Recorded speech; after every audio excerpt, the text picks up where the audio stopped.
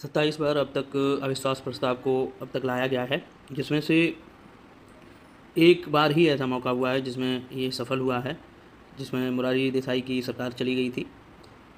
तो इसको लाते ही क्यों हैं अविश्वास प्रस्ताव को? अविश्वास प्रस्ताव लाने का एक उद्देश्य ये होता है कि जब विपक्ष को ये लगता है कि सरकार के पास मौजूद सांसद विश्वास में नहीं हैं, अविश्वास के पक्ष में अधिक वोट देंगे, सरकार के पास बहुमत नहीं है, ये एक पहला कारण हो सकता है जिस कारण से विपक्ष अविश्वास प्रस्ताव लाता है। दूसरा, अभी वर्तमान में ऐसी कोई सिचुएशन नहीं है वर्तमान सरकार के पास कि उसके पास सांसद नहीं हो और बहुमत में ना हो। तो फिर कारण क्या है? कारण एक ये हो सकता है कि अविश्वास प्रस्ताव सरकार की कमियों को संसद के सामने ऑन रिकॉर्ड रखना। अभी त्रिपुरा में काफ़ी हिंसात्मक घटनाएं हो रही हैं, जहां जनजातियों में आपसी भिड़ंत चल रही है और महिलाओं की सादा अभद्रता भी की जा रही है। तो विपक्ष की मांग है कि इस संबंध में पीएम के द्वारा कुछ कहा जाए।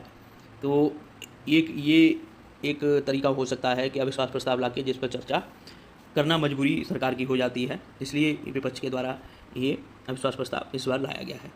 अब जान लेते हैं एमसीक्यू, टॉप 10 एमसीक्यू क्या हैं अविश्वास प्रस्ताव को लेके। ऐसे प्रथम प्रधानमंत्री जिनके विरुद्ध लोकसभा में अविश्वास प्रस्ताव लाया गया।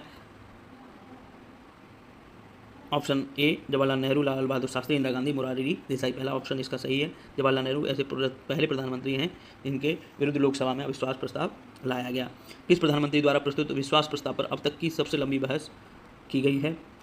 VP Singh, H D Deve Gowda, Chandrashekhar, Atal Bihari Vajpayee. इसका ऑप्शन डी अटल बिहारी वाजपेयी होगा। अब तक लोकसभा में प्रस्तुत अविश्वास प्रस्ताव सर्वाधिक बार किस प्रधानमंत्री की सरकार के खिलाफ रखे गए हैं? साफ साफ इसमें टिक भी लगा हुआ है, इंदिरा गांधी, जो कि टोटल 15 बार ऐसा हुआ है जिनके खिलाफ अविश्वास प्रस्ताव लाया गया है। लोकसभा में विश्वास मत प्राप्त करने के पहले ही त्याग पत्र देने वाले प्रधानमंत्री कौन हुए हैं? चौधरी चरण सिंह, अटल बिहारी वाजपेयी, उपयुक्त दोनों, इनमें से कोई नहीं। इसमें चौधरी चरण सिंह और अटल बिहारी वाजपेयी दोनों ही ऐसे प्रधानमंत्री हैं जिन्होंने विश्वास मत प्राप्त करने के पहले ही उनको लग गया था कि हमें विश्वास मत प्राप्त नहीं होगा, उससे पहले ही इन्होंने त्याग पत्र दे दिया। इसका ऑप्शन उपयुक्त दोनों होंगे। लोकसभा में विश्वास मत प्राप्त करने में असफल रहने के कारण त्याग पत्र देने वाले प्रधानमंत्री कौन हुए हैं? VP Singh, H D Deve Gowda, उपयुक्त दोनों, इनमें से कोई नहीं।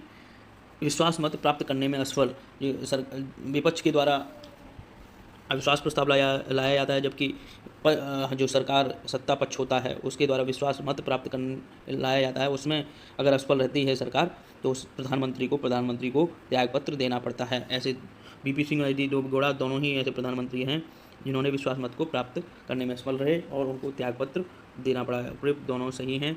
अविश्वास प्रस्ताव के कारण सर्वप्रथम किस प्रधानमंत्री को अपने पद से त्यागपत्र देना पड़ा?